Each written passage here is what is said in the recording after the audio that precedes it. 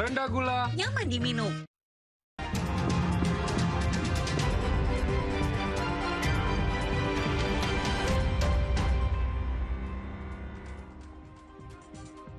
Saya Tifal Solesa melanjutkan Kompas Petang, Saudara. Menteri Pertahanan sekaligus Menko Polkam ad interim, Syafri Syamsuddin, merespons langkah sejumlah perwira tinggi TNI mendatangi Mapolda Metro Jaya untuk berkonsultasi mengenai dugaan tindak pidana CEO Malaka Project, Ferry Irwandi. Syafri mengaku mengetahui langkah sejumlah jenderal TNI itu, namun ia meminta hal itu ditanyakan kepada Panglima TNI Jenderal Agus Subianto. Sebab menurutnya ada pembagian kewenangan antara dirinya sebagai menteri dengan Panglima TNI.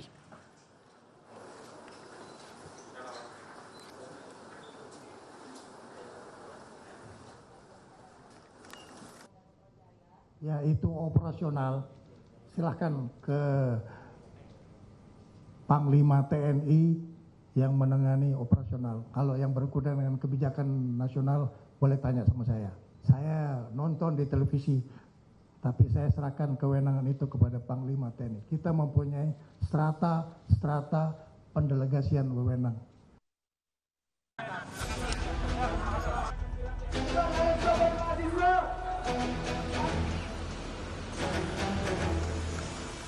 Dugaan tindak pidana yang dilakukan oleh saudara Ferry Irwandi. Kalau memang mau diproses hukum, ya ini kan negara hukum, kita jalani bersama aja. CEO Malaka Project sekaligus influencer Ferry Irwandi kini diperhadapkan dengan ancaman pelaporan oleh TNI usai Dansat Siber TNI Brigjen Juwinta Sembiring ungkap temuan dugaan tindak pidana yang dilakukan Ferry. Kami akan melakukan langkah-langkah hukum. Kami coba handphonenya mati nggak bisa, staf saya hubungi, saya coba konsultasi karena dia berbicara masalah algoritma dan lain-lain. Saya sebagai Dansat Siber juga memiliki hal seperti itu. Senada dengan TNI, mantan Kepala Bais Soleman Ponto mengungkap postingan Ferry Irwandi soal ancaman darurat militer adalah bentuk tuduhan yang mencemarkan institusi TNI. Namun peneliti Posdem menilai penyebutan darurat militer oleh Ferry bukanlah kejahatan.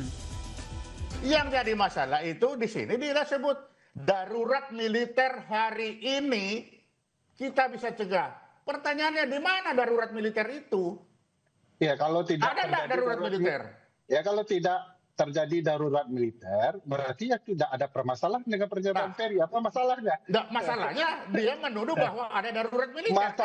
Masalahnya militer tersinggung bahwa darurat militer itu adalah urusan militer. Itu yang salah, militernya yang salah. Sejak kapan penentuan darurat militer itu adalah kejahatan? Lah, kan dibilang kejahatan, di situ dibilang. Ya sekarang saya bilang, darurat militer gagal. Emang itu kejahatan? Lah darurat sekarang dibilang hari ini kita pertanyaannya mana ada darurat militer, kan itu masalahnya. Kalau tidak ada darurat militer, ngapain militer? Sebelumnya, Wadir Siber Polda Metro Jaya sudah menyampaikan kepada pihak TNI jika kasus pencemaran nama baik tak bisa dilaporkan institusi berdasarkan putusan MA.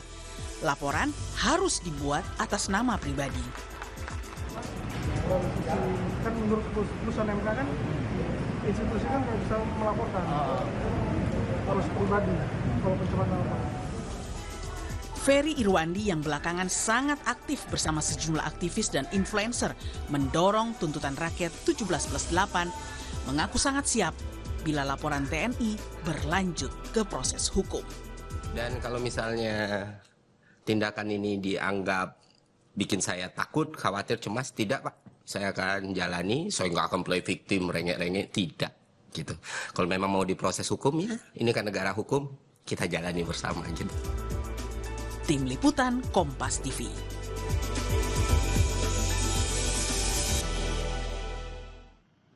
TNI mengungkap ada dugaan tindak pidana pencemaran nama baik yang dilakukan pemengaruh atau influencer Ferry Irwandi terhadap institusi TNI.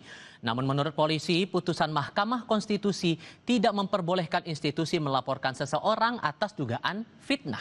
Kami akan diskusikan ini bersama Kepala Pusat Penerangan atau Kapuspen TNI Brigjen Freddy Ardiansyah dan Direktur Amnesty International Indonesia Usman Hamid. Selamat sore semuanya dengan Tifal di sini, apa kabar? Selamat sore, Iqbal dan Yap. Pak Kapus Pen. Terima kasih semua sudah bergabung dalam diskusi kami kali ini. Pak Freddy, saya ke Anda dulu. Karena kan kemarin setelah konsultasi dari polisi bilangnya lembaga atau institusi tidak bisa melaporkan untuk dugaan pencemaran nama baik. Sehingga dengan hal semacam ini, apa langkah TNI berikutnya, Pak? Ya, terima kasih. Saya sudah diundang ke Kompas ya.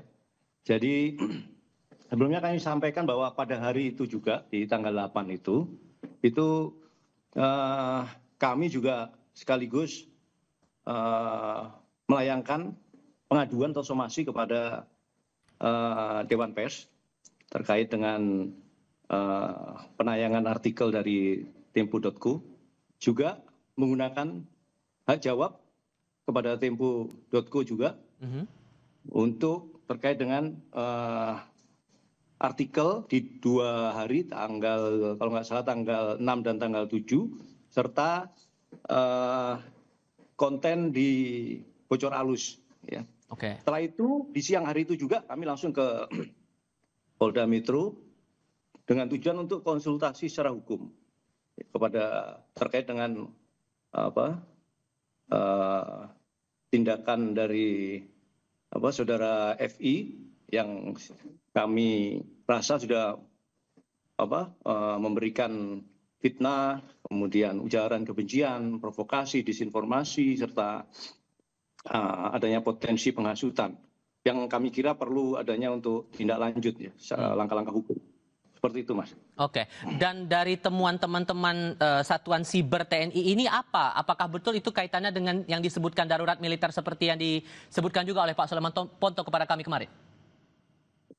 Itu salah besar itu kalau dikait-kaitkan sama darurat militer itu. Makanya itu kemarin dan Sat Cyber juga menyampaikan secara gamblang dan jelas ya bahwa ada unsur-unsur penyebaran berita bohong di situ. Ya, udah disanggah berulang kali baik itu oleh Wapang TNI, Wakil Panglima TNI maupun oleh Menhan sendiri ya terkait itu.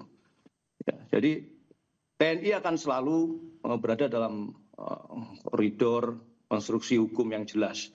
Ya, seperti yang pernah saya sampaikan pada saat preskon itu juga ya, bahwa kita bekerja sesuai dengan koridor hukum yang jelas, kemudian juga kita tegak lurus kepada penguasa tertinggi, pemegang kekuasaan tertinggi atas darat, laut, dan udara, yaitu Presiden. Ya. Jadi tidak mungkin kita melaksanakan hal-hal yang seperti yang disampaikan itu. Sorry, saya potong, Pak. Masyarakat ya, adanya darurat militer itu sangat-sangat menyesatkan saya kira. Ya. Oke, sehingga spesifiknya Pak, dugaan pencemaran nama baik ini, saya butuh penegasan lagi. Terkait dengan hal apa Pak yang membuat akhirnya ada dugaan tindak pidana di situ? Itu nanti untuk lebih jelasnya akan tidak saya sampaikan di sini, tapi nanti akan dari Babinkum juga tadi sudah rapat juga. Ada beberapa pasal yang di KUHP. Ya, tadi kalau nggak salah ada 6 atau 7 pasal yang bisa mengaitkan itu, tapi nanti ini masih dibicarakan di internal kita. Mohon waktu nanti akan saya sampaikan. Salah satu pasalnya terkait pencemaran nama baik, Pak? Pencemaran nama baik kan kemarin kan sudah kita angkat, kemudian kan dimentahkan oleh Polda Metro ya terkait dengan putusan MK itu ya. Jadi memang kita melihat ke berbagai kemungkinan tindak pidana yang dilaksanakan oleh saudara FI ya. Seperti yang saya sampaikan tadi, ada fitnah, kemudian disinformasi, kemudian manipulasi sebuah berita bohong. Ingat, saya sampaikan Mas, pada saat tanggal 5 saya ingat itu, pada saat Maulid Nabi itu, saya sudah menggelar preskon juga. Ya, bahkan sebelumnya, jauh hari sebelumnya saya sudah menyampaikan bahwa berita-berita penangkapan TNI provokator itu jelas-jelas hoax. Sudah saya bantah itu berulang kali. Tapi kenapa video-video itu masih dijadikan dasar untuk menganalisa, dasar untuk membuat analisa digital? Itu yang saya sesalkan. Ya. Kami sesalkan. Karena itu sudah berulang kali. Dan itu sudah ditegaskan oleh Polri. Polri menyampaikan bahwa itu kesalahpahaman. ya kan di lapangan, kemudian itu tidak terjadi, tidak ada penangkapan dan lain sebagainya. Demikian, Mas. Oke, sehingga penegasan saja Pak, kalau kemudian sudah konsultasi dan ternyata dari saran polisi itu tidak bisa diadukan dalam atas nama institusi, maka siapa yang nanti akan melaporkan kasus dugaan tindak pidana Ferry ini ke polisi kemudian? Nah, itu nanti kita sampaikan berikutnya. Mungkin saya nggak bisa jawab sekarang, tapi nanti akan langkah-langkah hukum apa yang TNI laksanakan. Yang pasti TNI sangat menghormati kebebasan berekspresi. Saya menghormati kebebasan saudara FI untuk memberikan pendapat, baik itu di ruang digital maupun di talkshow, di wawancara dan sebagainya. Ya, akan tetapi saya sangat berharap bahwa semuanya harus berlandaskan pada informasi yang valid, kemudian yang aktual. Jangan sampai semua berita-berita ataupun penyampaian-penyampaian itu yang sifatnya itu memanipulasi sebuah berita yang salah, itu jadinya akan memecah belah, ya kan? Baik. Kemudian mengadu domba dan memprovokasi, saya kira itu, Mas. Oke, Bung Usman merespon itu. Nah, ini kan dasarnya berarti kan karena TNI sudah sempat mengklarifikasi, tapi narasi sebelum klarifikasi itu dipakai oleh Ferry, makanya muncul di konten media sosial itu, Bung Usman. Itu gimana ngeresponnya? Ya, pertama saya ingin apresiasi kalau memang TNI menempuh hak jawab untuk pemberitaan majalah Tempo atau Tempo.co ke Dewan Pers. Saya kira cara itu masih dimungkinkan di dalam konteks sengketa atas sebuah pemberitaan atau perselisihan atas kebenaran sebuah berita. Yang kedua, rasanya apa yang dimaksud oleh Pak Kapuspen tadi ada dua hal sebenarnya. Yang pertama, ada kesan dari penjelasan Pak Kapuspen bahwa kalau ada wacana darurat militer, seolah-olah itu seperti menunjukkan ketidaksetiaan TNI atau Panglima TNI atau Kepala Staf kepada Panglima tertinggi, dalam hal ini Presiden. Nah, itu sebenarnya dua hal yang berbeda dengan misalnya kudeta militer gitu. Tentu yang diwacanakan oleh masyarakat atau yang diperbincangkan oleh sejumlah aktivis atau sejumlah influencer seperti Ferry Irwandi, itu lebih ke arah darurat militer yang sepenuhnya otoritas itu ada di Presiden. Makanya di dalam pertemuan di Istana dengan tokoh-tokoh agama sempat dikabarkan kuat bahwa ada rencana Presiden untuk menerbitkan Perpu, peraturan pengganti perundang-undangan. Dan itu berkaitan dengan pemberlakuan keadaan darurat. Bisa keadaan darurat secara umum, lalu diberlakukan secara kedaruratan sipil atau darurat sipil, baru kemudian fasenya ke darurat militer sampai akhirnya ke darurat perang. Jadi memang tidak sehitam putih yang dibayangkan sebelumnya, tapi saya kira tetap saja apa yang disampaikan oleh Ferry Irwandi itu adalah bagian dari pendapatnya. Dan saya lega kalau TNI menganggap Ferry hanya menyampaikan ekspresi pendapat itu. Dan yang ketiga soal pidana. Kita tahu putusan Mahkamah Konstitusi memang tidak lagi membolehkan misalnya institusi atau pimpinan institusi untuk melaporkan tindak pidana pencemaran nama baik kepada seseorang, kepada institusi. Nah, ini saya kira sudah dijelaskan juga oleh pihak kepolisian dan itu adalah langkah yang tepat gitu. Kalau kembali ke dalam perdebatan, misalnya Ferry mengatakan itu sebagai Bung Usman? Ya. Oke. Kita coba perbaiki dulu komunikasi kami dengan Bung Usman Hamid dari Amnesty International Indonesia. Sorry, Bung Usman, sorry. Tadi sempat terputus. Boleh diulang lagi? Ya? Boleh diulang lagi poin yang tadi? Oke, jadi mengenai benar tidaknya informasi yang disampaikan oleh Ferry Irwandi misalnya, itu sebaiknya diletakkan di dalam perdebatan wacana dan kebenaran sebuah rencana kebijakan. Bukan diletakkan di dalam konteks pencemaran nama baik atau tidak. Yang kedua, barangkali sudah saatnya memang ada tim investigasi yang independen. Sehingga hasilnya bisa diterima oleh semua pihak. Hasilnya lebih objektif gitu. Kalau dalam keterangan Ferry Irwandi dalam debat dengan Pak Soleman Ponto sebagai bekas Kepala BAIS, itu kan kesannya Pak Soleman membantah adanya katakanlah keterlibatan anggota kavaleri TNI di dalam sebuah tindakan kerusuhan, tapi Ferry lalu mempertanyakan kembali, kalau memang tidak benar keterlibatan itu berarti polisi yang salah. Nah, kalau polisi yang salah berarti TNI yang benar. Kalau TNI merasa benar berarti polisi yang salah. Atau kalau dua-duanya merasa benar, mungkin ada saatnya, ada perlunya untuk membentuk tim investigasi independen. Maaf, saya agak keliru. Oke, lagi-lagi nih soalnya aspirasi publik lagi, Pak Freddy, gimana menjelaskan itu? Ya, baik, terima kasih atas sarannya, Pak Usman. Kalau menurut saya, kalau kemarin Mas Ferry Irwandi itu menyampaikan ya, gamblang itu, bahwa siapa kira-kira dalam kerusuhan itu. Kita percaya pada siapa? TNI atau Polri? Nah, pada saat preskon sudah jelas dijawab oleh saya selaku perwakilan TNI. Kemudian ada Karo Penmas dan Karo Provos selaku perwakilan dari Polri yang menyatakan bahwa itu tidak benar.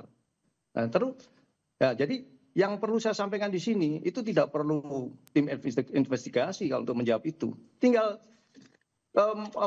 Mas Ferry Irwandi aja menyampaikan.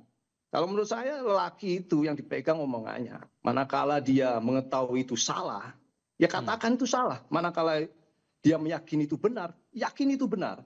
Ya, begitu faktanya itu berbicara itu salah, ya harusnya seyogyanya, gentleman. Kalau usah mempertahankan opini atau pendapat yang salah.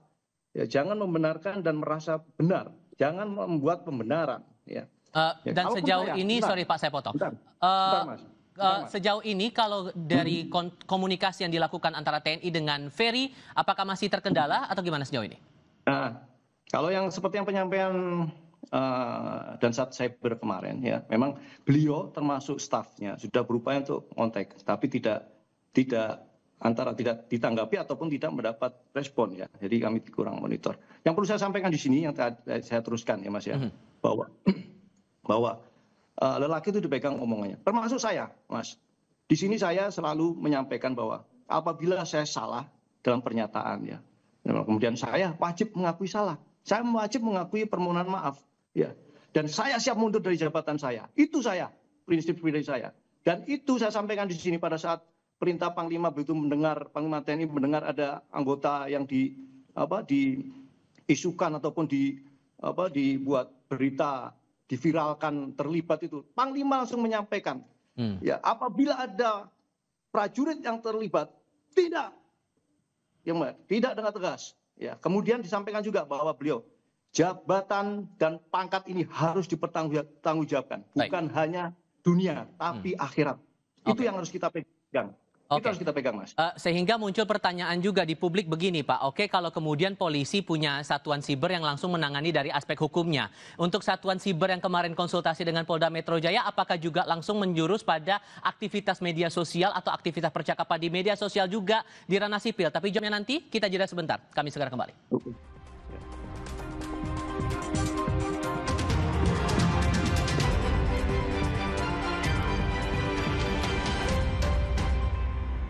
Kalau sugar dulu.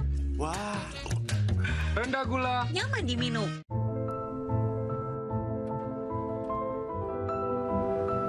Every mile is a collection of new discoveries.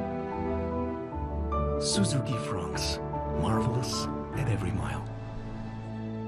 Renovit dengan 26 vitamin dan mineral lengkap, bantu jaga kesehatan dan daya tahan tubuh.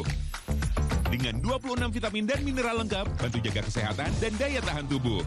Minum Renovit, siap jaga kesehatan dan daya tahan tubuh. Produksi Konimax. Tidak semua air itu aqua. Yang dipilih dari sumber air di gunung terlindungi, disaring bertahun-tahun oleh lapisan bebatuan, dan kaya akan mineral alami yang seimbang.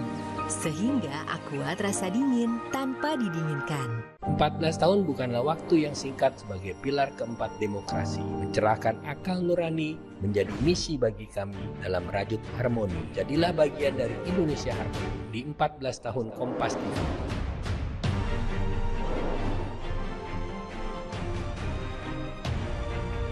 Saya Muhaimin Iskandar mendukung Harmonisia sebagai wujud nyata menjaga keharmonisan Indonesia. Kok yang ini, Pak? Kalau tutupnya aja gini, isinya gimana? Tidak semua air itu sama. Aqua dalam galon yang dibersihkan 20 kali, diisi tanpa tersentuh tangan dan ditutup sempurna. Aqua, 100% murni, 100% aman. Floridina, nomor 1 freshnya, nomor 1 funnya. Bulir jeruknya asli, lebih banyak. Coco Beats-nya cuy-cuy, dapat segernya, dapat funnya. Floridina, nomor 1 fun, asli jeruknya, asli bulirnya. Oh, kerjain tugas berduaan. Temukan kode unik di tutup botol Aqua. Kirim kodenya lewat WhatsApp. Menangkan apartemen mewah, mobil, dan hadiah menarik lainnya. Minum Aqua dapat hadiah miliaran tanpa diundi. Yuk cobain CDA Fish and Chicken Nugget yang membuatku selalu ketagihan. Tasty combo, crispy, tasty. Mau. Kalian mau? Silahkan dicoba.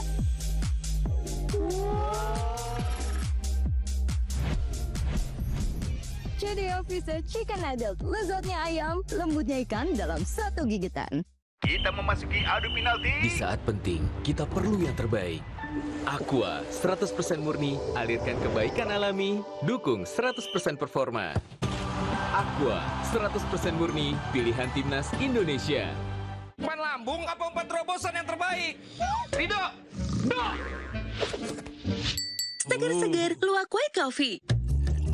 Luwak white coffee less sugar dulu. Wah. Luwak white coffee less sugar dibuat dengan susu rendah lemak, rendah gula, rendah kalori. Menangkan 5 tiket nonton langsung Piala Dunia. Kirim 5 bungkus kopi luwak apa saja. Foto dan upload ke sosial media tag Kopi Luwak Official. Buruan kirim. Pemenang akan segera dipilih. Luwak white coffee, rendah gula, Nyaman diminum. Luwak white coffee less sugar dulu. Wah. rendah gula, Nyaman diminum.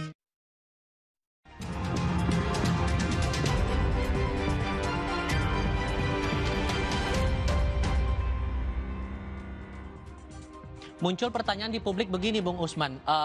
Apa yang membedakan Satuan Siber TNI ini dengan polisi yang juga melakukan pemantauan terhadap aktivitas percakapan di media sosial, terutama di ranah sipil? Anda merasa bahwa pertanyaan itu masuk akal merujuk dari kasusnya Ferry ini, Bung Usman? Oh, jelas sekali masuk akal. Karena perbedaan keduanya sangat jelas. Misalnya untuk Satuan Siber di TNI atau di lingkungan Kementerian Pertahanan dan TNI, itu untuk menjaga keamanan siber di lingkungan mereka. Dan itu ditegaskan di dalam misalnya Undang-Undang TNI yang terbaru, pasal 7 tentang operasi militer selain perang. Misalnya untuk mengatasi ancaman siber pertahanan, cyber defense. Jadi bukan sekedar ancaman siber, tapi secara spesifik ancaman siber di dalam dunia pertahanan. Yang kedua, ada peraturan Menteri Pertahanan misalnya nomor 82 tahun 2014 yang menegaskan portofolio untuk pengamanan siber itu di lingkungan Kementerian Pertahanan dan di lingkungan TNI, dan itu biasanya diarahkan untuk menjaga misalnya kedaulatan nasional atau keutuhan teritori atau misalnya keselamatan segenap bangsa, termasuk dalam konteks menjaga fungsi-fungsi alutsista itu supaya berfungsi dengan baik sehingga tidak lagi diserang oleh hacker atau oleh peretas dari musuh luar negeri. Sementara kepolisian itu lebih mengamati proses dunia siber yang berkaitan dengan berbagai interaksi masyarakat, bisnis, pemerintahan, termasuk kalau ada pencurian data, penipuan data, atau misalnya tindakan-tindakan lainnya.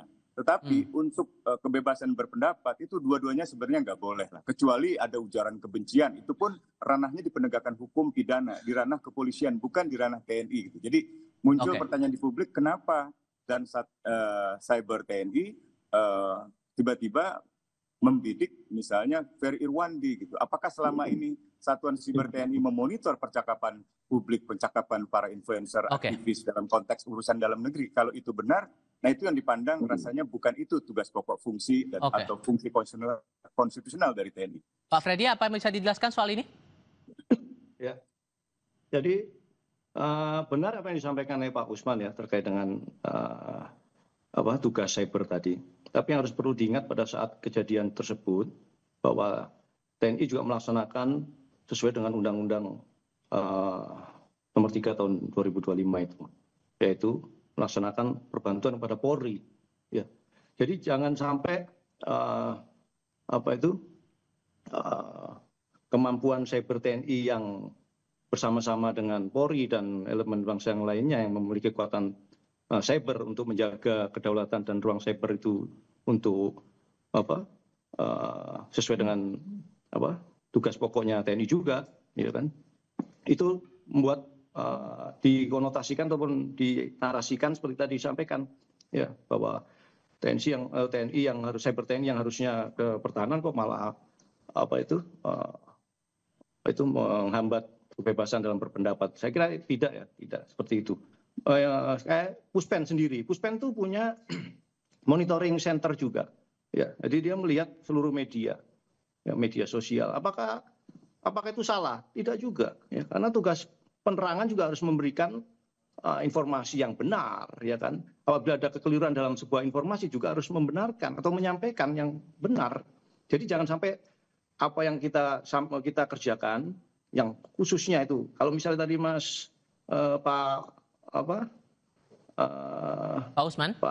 Pak Usman itu menyampaikan, apakah itu sesuai dengan tugas pokok? Sesuai, sangat sesuai. Kita lihat sendiri bagaimana sesuai dengan tugas pokok yang ketiga itu, melindungi segenap bangsa dan seluruh tumpah darah Indonesia, ya kan, dari segala ancaman dan gangguan.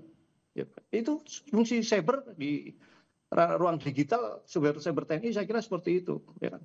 Menilai sebuah ancaman, kemudian memberikan output yang input dan output yang baik kepada pimpinan sebagai end usernya siapa, nanti dia memberikan saran masukan. Bukan untuk tadi saya sampaikan, bukan untuk menghambat ataupun membatasi ruang ekspresi, tidak, bukan untuk itu. Saya yakinkan bukan untuk itu. Oke. Sehingga dengan membaca analisis semacam tadi yang sudah Bapak jelaskan, Pak Freddy, maka apa langkah berikutnya dari TNI secara konkretnya setelah konsultasi itu akan melakukan apa lagi? Ya, seperti saya sampaikan tadi pun masih kurang lebih jam 11 kami lihat juga orang-orang dari personil Babinkum TNI itu juga melaksanakan koordinasi bidang hukum, ya.